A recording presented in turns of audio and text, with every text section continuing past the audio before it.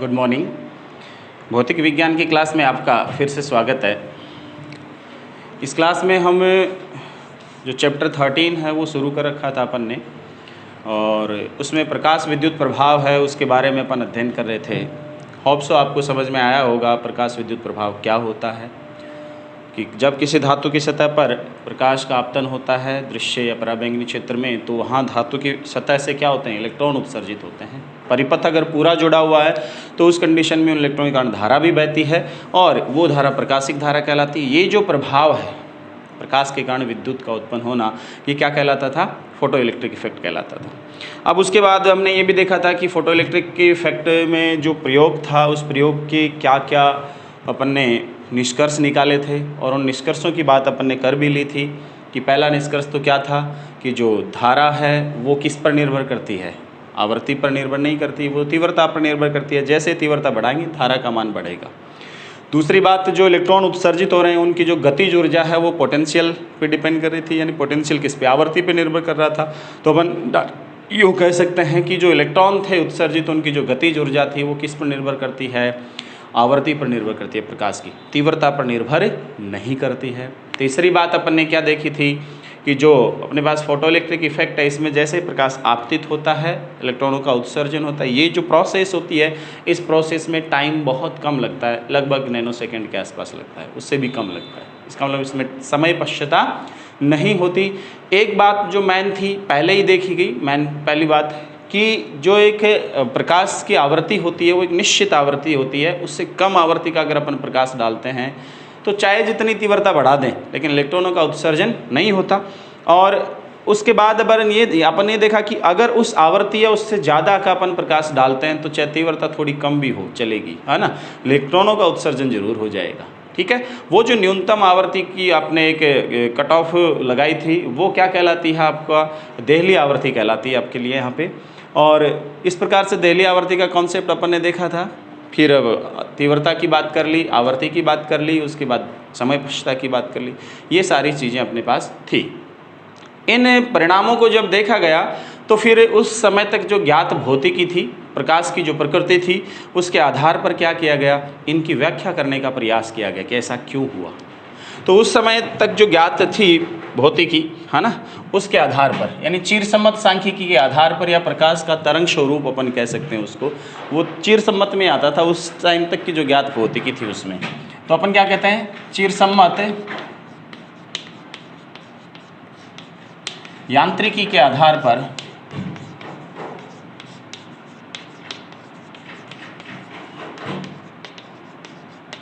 प्रकाश विद्युत प्रभाव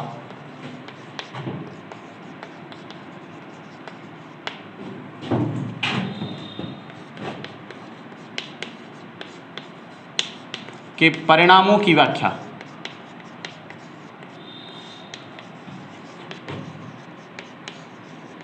ठीक है, ये अपन देखना चाह रहे हैं। ठीक है, इसके आधार पर करेंगे। और ये जो आपने वर्ड लिखा है अपन ने चिरसम्मत यांत्रिकी, हम किस कॉन्टेक्स्ट में प्रयुक्त कर रहे हैं इसको, हम यहाँ प्रकाश विद्युत प्रभाव के परिणामों की व्याख्या करने में, और घटना किसके कारण घट रही है, प्रकाश के कारण। इसलिए चिरसम्मत यांत्रिकी में जो प्रकाश था उसको किसके रूप में माना गया था, अभी तक जो ज्ञात थी, जिस टाइम तक फोटो इलेक्ट्रिक हुआ था 1905 के आसपास जब आइंस्टाइन ने इसकी व्याख्या की, उससे पहले तक, तो उस तक 1900 तक जो ज्ञात थी अपने पास फिजिक्स में प्रकृति प्रकाश की, वो कैसी थी, तरंग प्रकृति। कैसी ज्ञात थी, तरंग प्रकृति ज्ञात थी। ठीक है, इस तरंग प्रकृति में अपन ने कहा था कि जो इलेक्ट्रिक फील्ड है और जो मैग्नेटिक फील्ड है ई और बी, है ना, इन विद्युत चुंबकीय तरंगों के रूप में प्रकाश क्या करता है, प्रोपोगेट करता है, यूं, है ना, ऐसे, इस प्रकार से, है ना। तो अपन ने कहा था कि इनमें भी ज़्यादा इफेक्टिव कौन सा होता है, ई होता है। तो ई कंपोनेंट अपने पास इलेक्ट्रिक फील्ड का दिया गया है सपोज, और इसका मैक्सिमम मान कितना है एम्पलीट्यूड का, ई नॉट है। ठीक है, तो इसकी जो तीव्रता होगी, या जनरल तीव्रता माने वेरिएशन ई में होगा तो तीव्रता में भी होगा। तो अपन कहते हैं कि अपने पास जो इंटेंसिटी होती है, तीव्रता इस प्रकाश की, वो किसके समानुपाती होती है, ई स्क्वायर की, जो अपन ने देखा था पहले। ठीक है, प्रकाश की प्रकृति कौन सी विद्यमान थी? तरंग प्रकृति, जो किस में आती थी? चिरसम्मत यांत्रिकी में, उस तक की ज्ञात भौतिकी में ये स्वरूप विद्यमान था प्रकाश का, इसके बारे में पता था। और उस तरंग प्रकृति में मोस्ट इफेक्टिव जो पार्ट था विद्युत चुंबकीय तरंगों के रूप में प्रकाश का, वो इलेक्ट्रिक फील्ड था। और उसके आधार पर जब उसकी तीव्रता अपन ज्ञात करते हैं, क्योंकि तीव्रता के रूप में अपन डिफाइन करते थे उसकी ऊर्जा को, है ना, तो अपन कह रहे हैं कि इलेक्ट्रिक फील्ड ऊर्जा के रूप में अपने पास विद्यमान होता था यहाँ पर। इसके आधार पर विद्युत ऊर्जा के रूप में अपन ज़्यादा इफेक्टिव बताते थे कि रेटिना को ये ज़्यादा प्रभावित करता है। तो अपन कह रहे हैं कि यहाँ पर भी क्या होता है, इंटेंसिटी है वो इसके एम्पलीट्यूड के स्क्वायर के समानुपाती होती है। इसका मतलब एम्पलीट्यूड बढ़ता है इलेक्ट्रिक फील्ड का मान बढ़ा करके, यानी अपन तीव्रता का मान बढ़ा करके, और इस प्रकाश तरंग की ऊर्जा का मान क्या कर सकते हैं, बढ़ा सकते हैं। ये था अपने पास। अपन ने कहा भी था ना कि तीव्रता मैक्सिमम से मिनिमा के बीच क्या होती है, रीडिस्ट्रीब्यूट होती है। इंटरफेरेंस में आपने देखा था। तो ऊर्जा किससे संबंधित रहती है? तीव्रता से डायरेक्टली। समझ गए बात आप? और खास तौर पे अपन ये भी कहते थे कि इस तरंग प्रकृति का जो संचरण होता है वो तरंगागर के रूप में होता है। किसके रूप में होता है? तरंगागर। तो ये जो ऊर्जा निहित होती है वो किस में होती है? तरंगागर में निहित होती है। ऐसा माना जाता था उस समय तक, होता भी था ऐसा। ठीक है, तो पहला ही कॉन्सेप्ट इसमें क्या देखा गया कि इलेक्ट्रॉनों के पास, या सॉरी, ये जो अपने पास तरंग रूप में प्रकाश था, ये प्रकाश जब भी उस कैथोड पर आपतित होता है, पहला ही अपन एक्सप्लेनेशन देते हैं इसका। तो कैथोड पर जैसे ही प्रकाश आपतित होता है, अपन ने कहा था कि तरंगों के रूप में होता है, और तरंगों के रूप में जो ऊर्जा है वो तीव्रता के रूप में डिफाइन करते हैं अपन, है ना। तो उसमें क्या हुआ, उसमें ये हुआ कि जैसे ही प्रकाश आपतित होता है कैथोड पर, उस कैथोड पर धीरे धीरे इसकी अगर तीव्रता का मान बढ़ा दिया जाए, है ना, इलेक्ट्रिक फील्ड का मान बढ़ेगा। देखो क्या होगा, तीव्रता सफिशिएंट तीव्रता का अपने पास है, यानी ठीक ठाक तीव्रता है, वो किसके समानुपाती? इलेक्ट्रिक फील्ड के। इलेक्ट्रिक फील्ड आपके पास ये है ना, और धातु की सतह पर आपतित हो रहा है, वहाँ बाह्यतम कोश में इलेक्ट्रॉन रहते हैं अपने पास, उन इलेक्ट्रॉनों पर बल कितना लगेगा? F बराबर QE लगेगा। समझ गए बात है? इसका मतलब जैसे ही प्रकाश आपतित होगा इस इलेक्ट्रिक फील्ड के कारण, ये दौलनी विद्युत क्षेत्र रहता है, इसलिए इस इलेक्ट्रिक फील्ड के कारण क्या होगा? बल लगेगा इलेक्ट्रॉनों पर। इलेक्ट्रॉनों पर बल लगे, जैसे जैसे E का मान बढ़ेगा बल का मान भी बढ़ेगा, और तीव्रता ज़्यादा होगी, इसका इलेक्ट्रिक फील्ड कंपोनेंट ज़्यादा होगा। तो जैसे ही E ज़्यादा होगा, F और ज़्यादा होगा, और इलेक्ट्रॉनों को क्या करेगा? पुल आउट कर लेगा, बाहर निकाल लेगा। समझ गए बात आप? इसका मतलब इलेक्ट्रॉनों पर बल लगा बाहर के, और इलेक्ट्रॉन बाहर आ गए। और अगर बल का मान थोड़ा ज़्यादा है, यानी इस फील्ड का, यानी इंटेंसिटी का, यानी तीव्रता का मान ज़्यादा है, तो उस केस में क्या होगा? लगने वाला बल भी ज़्यादा होगा, इसलिए इलेक्ट्रॉन बाहर निकल करके गति करेगा। समझ गए? जितना ज़्यादा उस पर यह बल लगेगा, यानी इलेक्ट्रिक फील्ड यानी तीव्रता जितनी ज़्यादा होगी उतना ही ज़्यादा बल लगेगा, और उतना ही इलेक्ट्रॉन क्या करेगा? बहुत तेज़ी से गति करेगा। यानी इलेक्ट्रॉनों की जो गतिज ऊर्जा है, किसकी गतिज ऊर्जा? इलेक्ट्रॉनों की गतिज ऊर्जा बाहर निकलने के बाद, वो गतिज ऊर्जा किस पर डिपेंड करनी चाहिए? बल पर। बल E यानी किस पर? तीव्रता पर डिपेंड करनी चाहिए। तीव्रता पर निर्भर करनी चाहिए।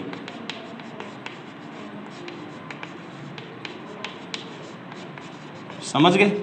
ये इसका पहला कॉन्सेप्ट आया कि अगर अपन बात करें इलेक्ट्रॉनों की गतिज ऊर्जा की, तो देखने को मिलता है कि उसकी गतिज ऊर्जा किस पर निर्भर करनी चाहिए? तीव्रता पर निर्भर करनी चाहिए। जबकि ऐसा तो अपने पास आया ही नहीं था। हमने तो देखा था वहाँ की इलेक्ट्रॉनों की गतिज ऊर्जा तीव्रता पर निर्भर नहीं करती। समझ गए? हाँ, इलेक्ट्रॉनों की संख्या क्या करती है? उस तीव्रता पर निर्भर करती है।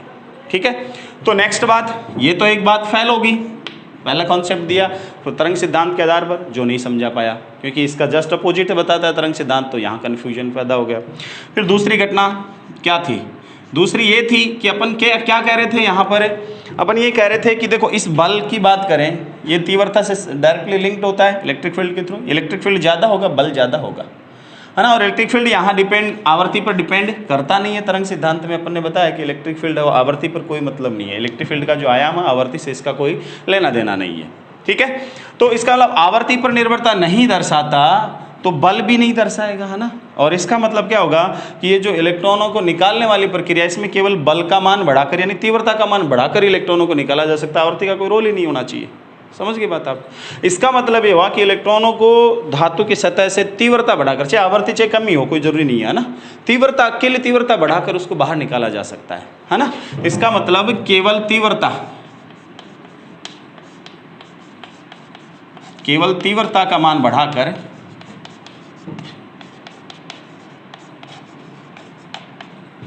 इलेक्ट्रॉनों को धातु की सतह से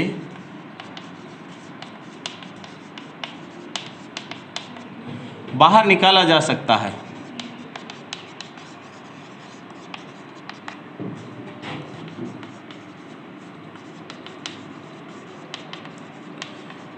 चाहे आवर्ती कुछ भी हो।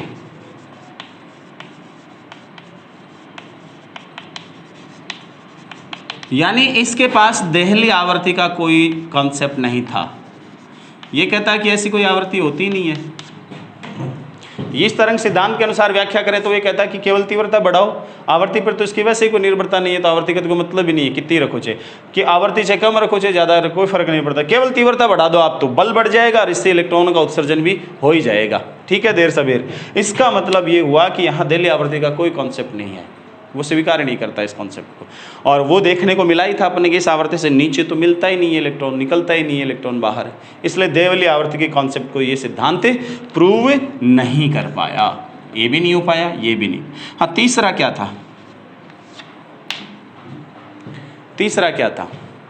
तीसरा ये था कि ये जो इलेक्ट्रॉन हैं, अपन ने ये कहा था कि इलेक्ट्रॉन निकलते हैं तो कैसे निकलते हैं, इनको ऊर्जा कहाँ से मिलती है, कैसे मिलती है, इसकी बात थी।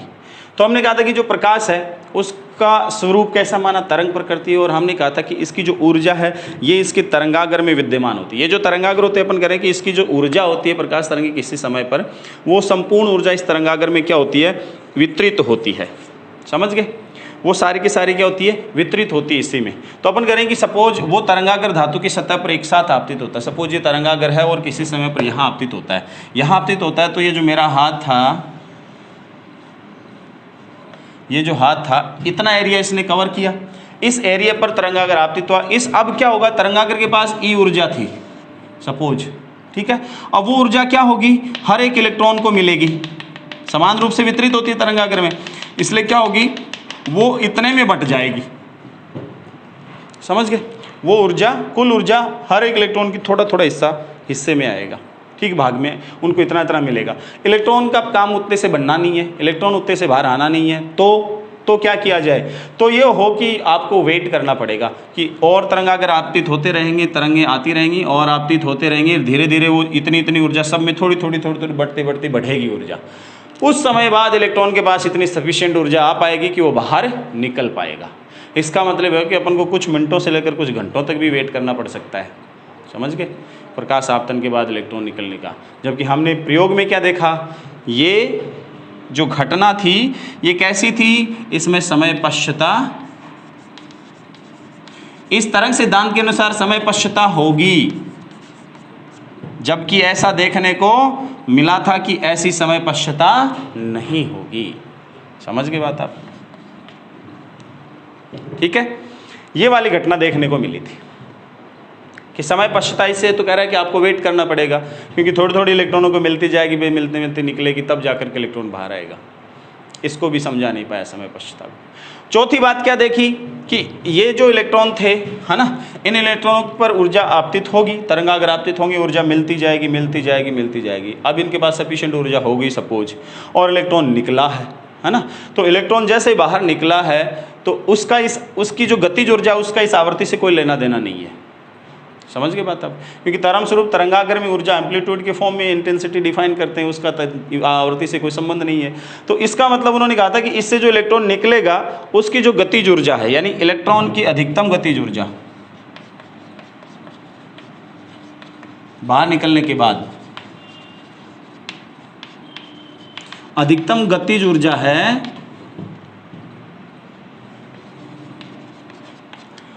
वो तीव्रता पर निर्भर या आवर्ती पर निर्भर नहीं करती।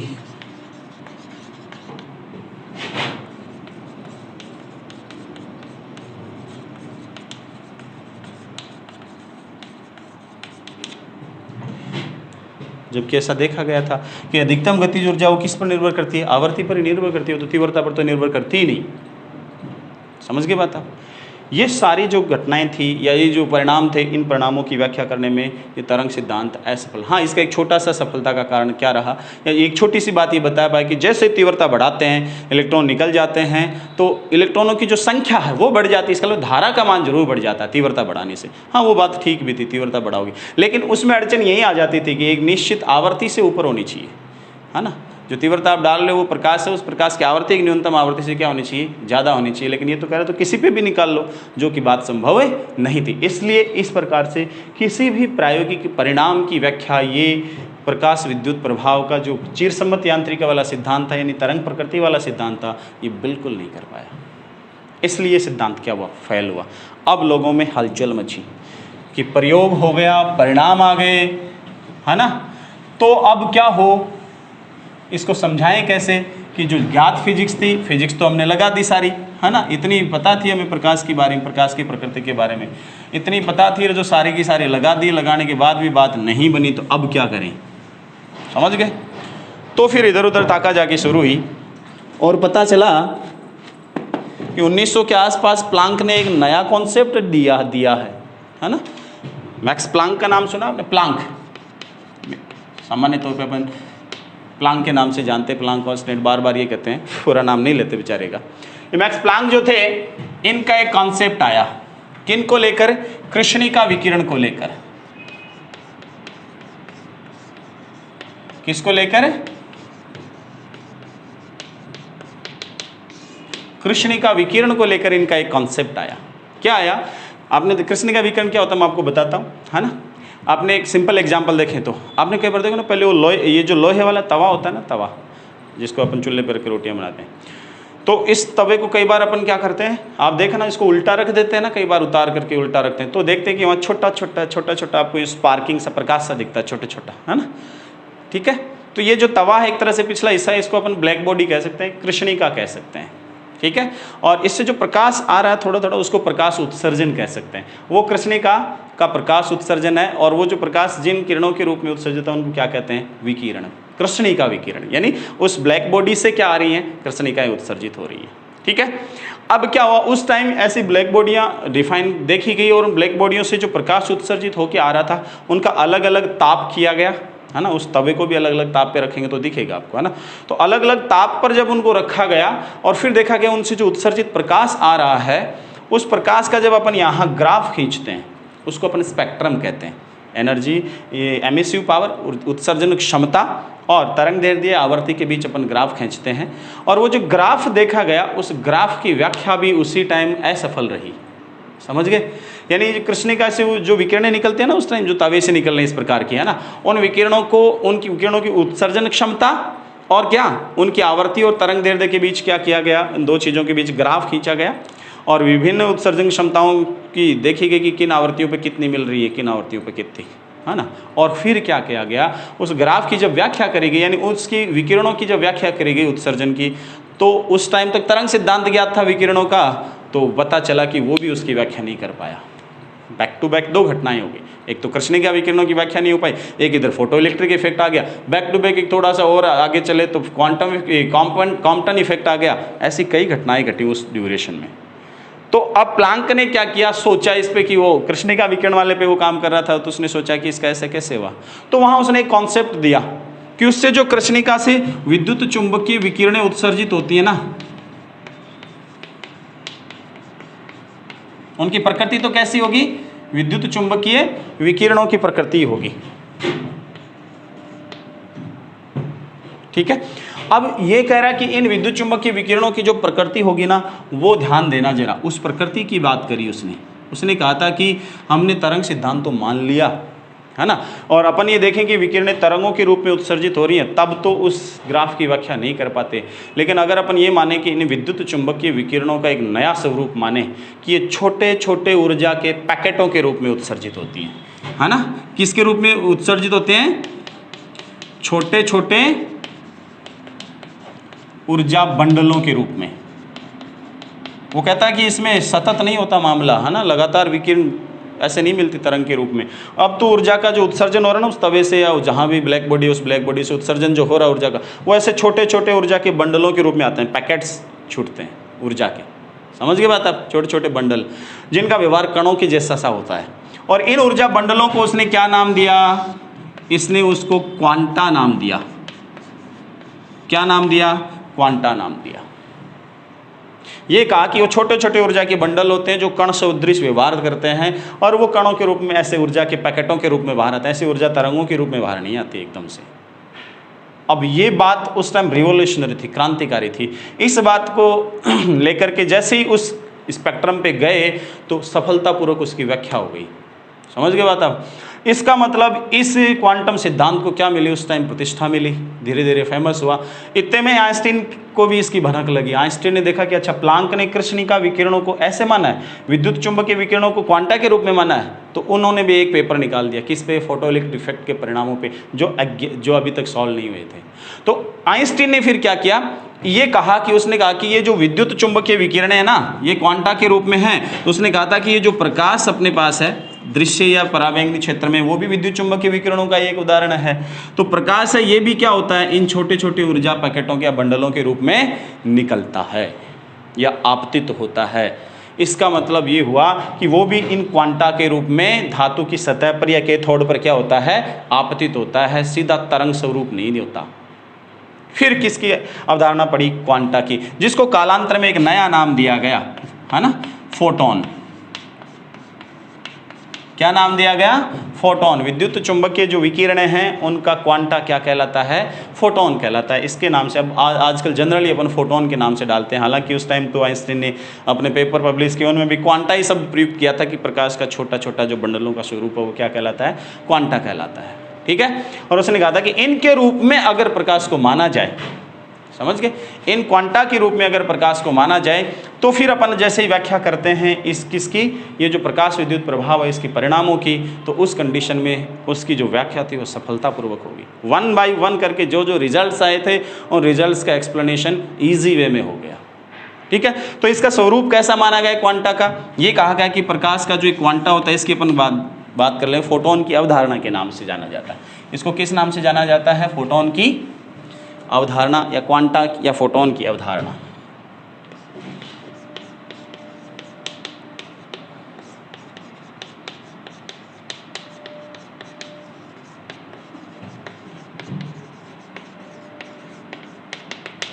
क्वांटा या फोटोन की अवधारणा क्या था? क्वांटा ये विद्युत चुंबकीय विकिरण या प्रकाश ऊर्जा जो थी उसके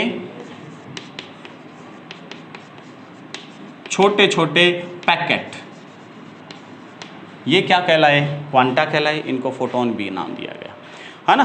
और ये कहा गया कि इन फोटोनों के रूप में जब अपन इसको देखते हैं तो अपने पास जो रिजल्ट्स हैं उनकी व्याख्या हो पाती है। और उन्होंने ये भी कहा कि प्रकाश जो है वो जब किसी द्रव्य के साथ अनुक्रिया करता है, क्या करता है? द्रव्य के साथ अनुक्रिया करता है। द्रव्य के साथ का मतलब किसी पदार्थ के साथ, किसी मैटर के साथ अनुक्रिया करता है, तब उसका जो व्यवहार होता है वो क्वांटा के रूप में होता है। तब वो तरंग के रूप में व्यवहार नहीं दर्शाता।